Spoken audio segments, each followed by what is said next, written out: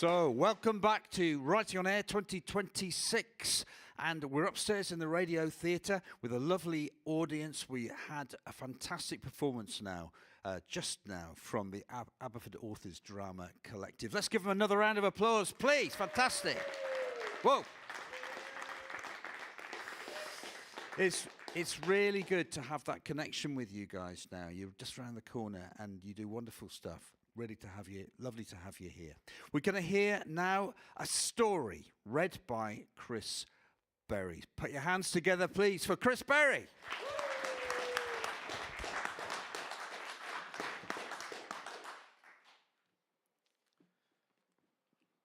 This story was written 26 years ago. I write about farming every week in the Yorkshire Post and have done all of that time. This is about a dairy farmer. You're probably not aware, all of you here, that the dairy price, when it plummets, as it has done recently again, causes untold misery for lots of farmers. And we lose more dairy farmers every year as a result of it. This is called Shot the Lot by me.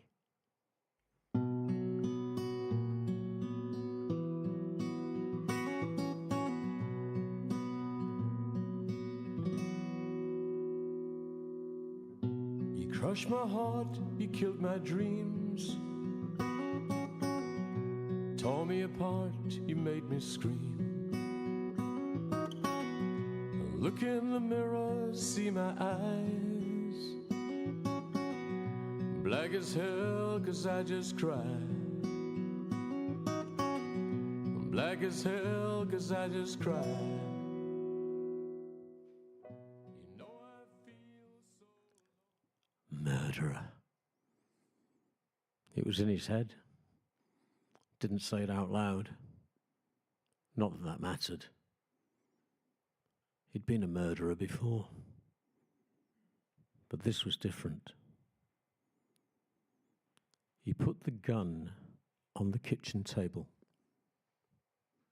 made his way to the sink, still overloaded with unwashed crockery from the past 5 days. There seemed little point now. He ran the cold water, cupping his hands and bending, to splash some form of freshness to his brain, ease the pain. His head throbbed. He looked up to the window, his eyes full and overflowing with remorseful tears. It was all just a blur. His tears lost in the dull reflection. It didn't matter. Nothing matters now. But it does matter. Christ, what have I done? Emotion ripped out of his tattered heart as he closed his eyes again, his lips quivering, his hands gripping hard to the edge of the kitchen unit. I can't have done it. Surely to God I can't have. What force had taken hold? I'm not like this. I'm not fucking well like this. This is not me. But it is. It is me now. What morals had he left? Surely he'd gone through them all. This is it. What the hell have I done? The phone rang. No, just go away. I don't want to talk. It continued ringing. It rubbed away his tears, the beads of sweat. Maybe he should take the call. It stopped. He made his way up the creaking old staircase, taking each step as though he was an old man struggling to reach the summit. No sound, no laughter, no World War III coming from the boys' bedroom. Daylight was fading and the landing took on the cloak of a graveyard atmosphere. He could almost smell it. He had no idea why he was coming up here, what good it would do. He reached their bedroom door. It was slightly ajar, and he almost moved it fully open. No. What's the point? What's the point of going in there now? Bathroom. Have a bath. Soak it all away. No way. Just lie there. Relax. Relax! I wasn't going to bring him back, was it? He ran the bath water. He'd struggled with the disaster for days, and now here he was. A house empty of life, of living, breathing human beings, full of energy. The phone rang again, downstairs. He leant out from the bath, picked up a towel, and flicked it at the bathroom door to dim the noise. What good could anyone do by ringing him now? I need to do something. This can't go on. I've always been able to cope, handle the pressure, whatever's come my way. What a joke that is now.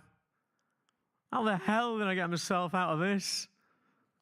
The phone continued ringing. They're trying really hard, aren't they? Whoever it is. He made a move to get out.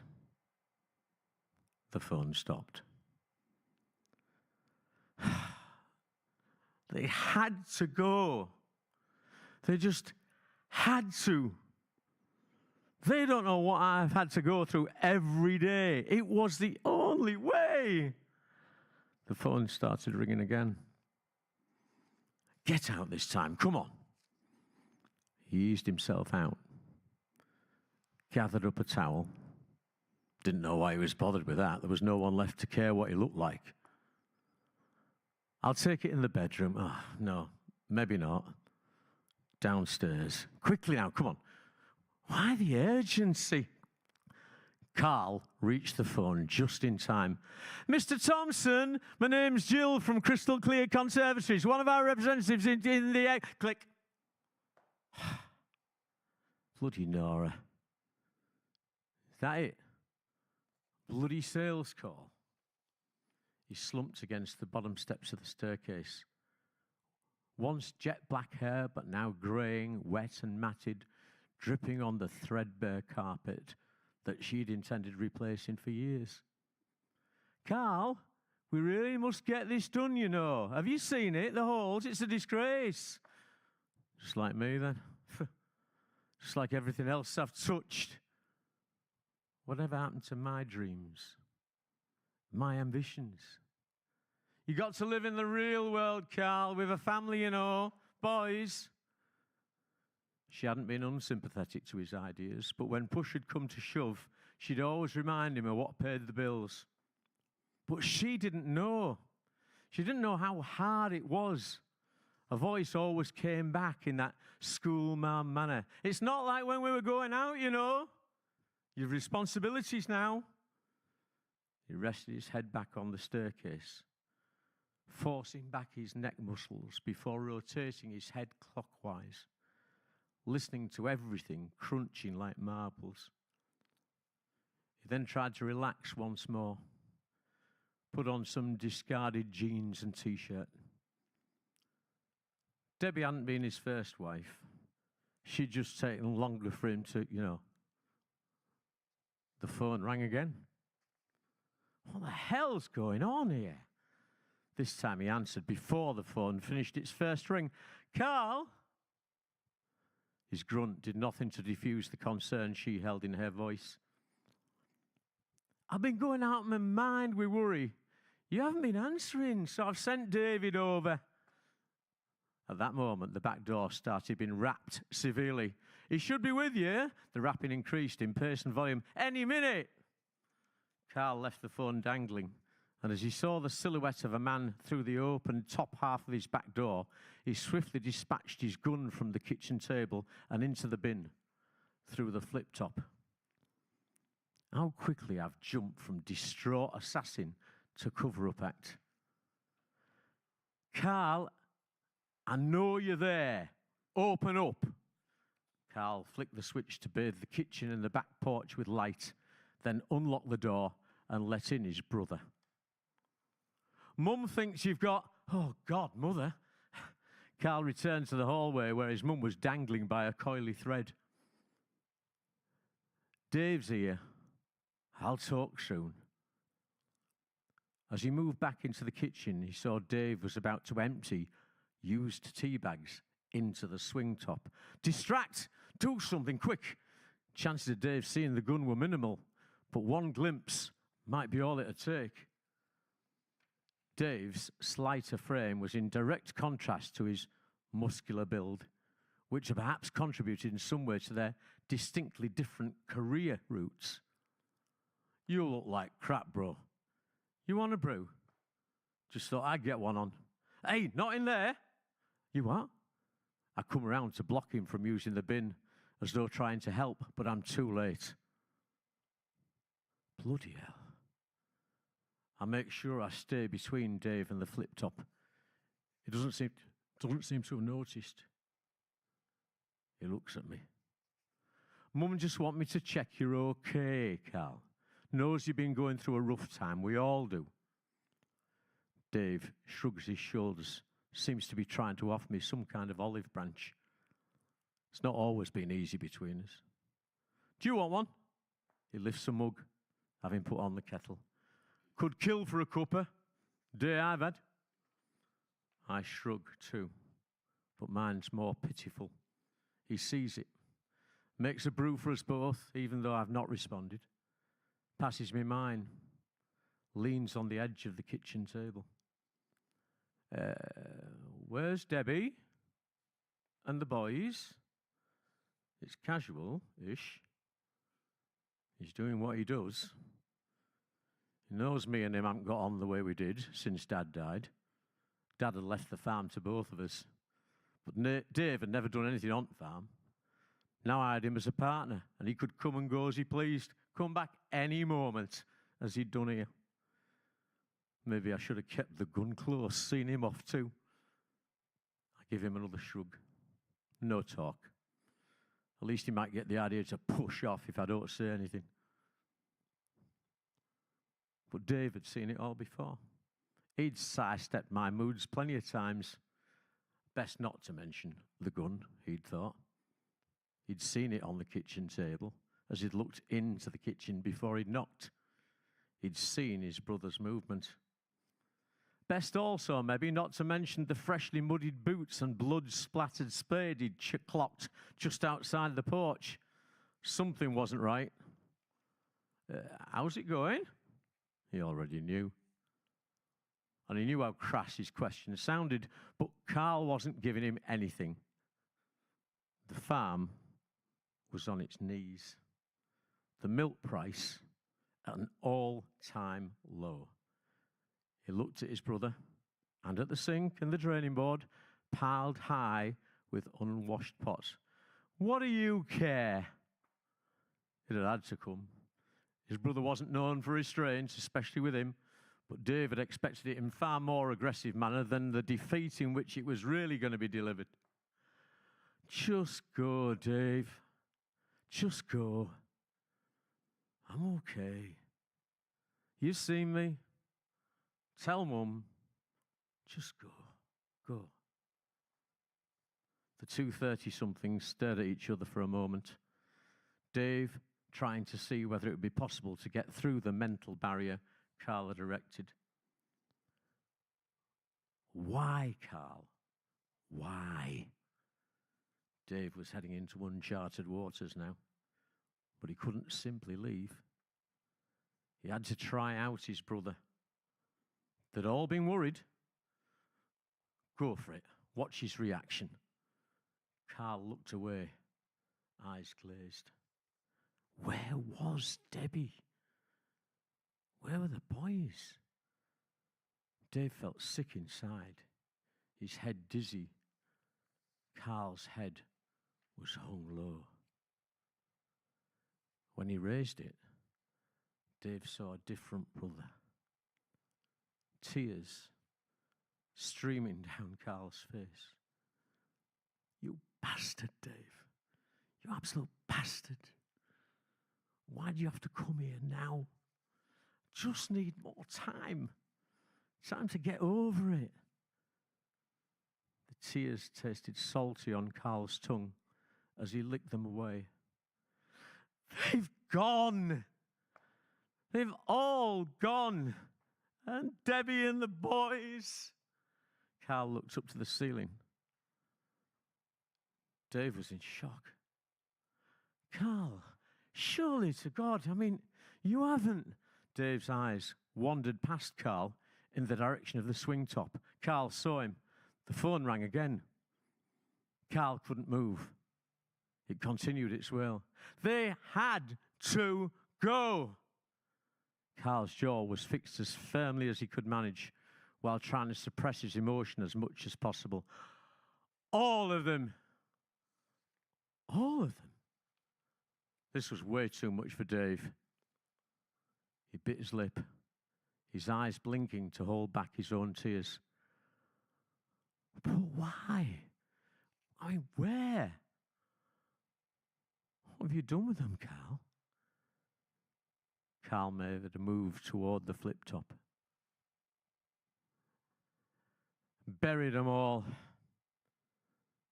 Every single cow and calf. Shot the lot. Go back to Mum, Dave. Tell her I'm okay. As Dave left, Carl picked the gun out the bin and stared into the barrel. And I just wanna be out of black. Out of black. Out of black. Out of black. By way of an explanation for you, I was the editor of 2 regional farming magazines at the time. I wrote this in the year 2000. Every week I was interviewing farmers from Yorkshire to the border counties of Scotland. The price farmers were receiving for the milk in 2000 was 15 pence per litre, way below their production costs all over the UK.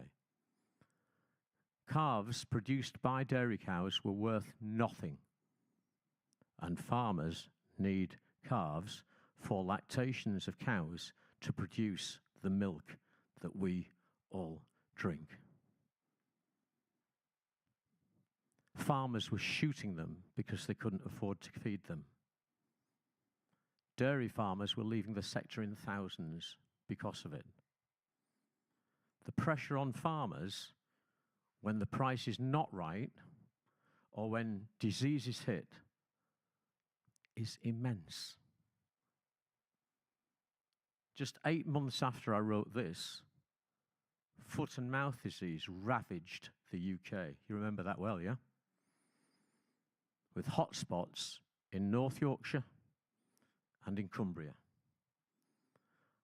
I saw grown men and women reduced to tears as their whole flocks and herds had to be burned in funeral pyres all around the countryside. Most of these were fit and healthy stock. You maybe don't know that.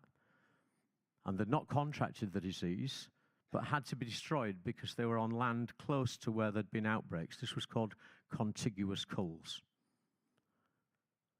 Farming has the highest suicide rate in the UK because of the isolation that many farmers work in. It's not the same. You'll always get some people say, you know, never seen a poor farmer. Not the case. Many are, tenant farmers particularly. They have nobody to talk to when they're out in the fields, apart from the sheep and the cows, about the heartache that they're going through. And because of the pressures they face when things happen that change everything. When I was editor of Farming in the North magazine and Farming in Yorkshire magazine at the time of Foot and Mouth, I had one extremely important phone call. I never expected to get it in my life. I was an editor of a glossy farming magazine that put happy smiley faces on people and things all around and made sure that people in the countryside felt good. And it was from a lady up near, sort of between sort of Sedbergh, Penrith area. And she said to me, my husband, he's gone out. And I've not seen him for hours. And I'm really worried about him. And I wasn't the Samaritans, but I did know, and I had done some work with the Royal Agricultural Benevolent Institution, which helped people at that time. I wrote Shot the Lot, not because of what was happening foot and mouth, because it wasn't happening then, but to show some of the emotion that was around at the time for dairy farmers. If anyone, wherever this is broadcast, wherever it's seen, has ever a concern for any farmer for their well-being, there are ways in which you can help. Farming Community Network, it's called FCN, is a voluntary organisation that supports farmers and their families, whether the issue is personal or business related. It runs a confidential, national helpline and e-helpline, which is open every day of the year from 7 a.m. to 11 p.m. And volunteers provide free, confidential support to anyone who seeks help. Believe it or not, over 10,000 people a year need that help. If anybody needs the number, it is 03000 111 999. The email is help@fcn.org.uk. Shot the Lot was written and performed by me. Hope you enjoyed it.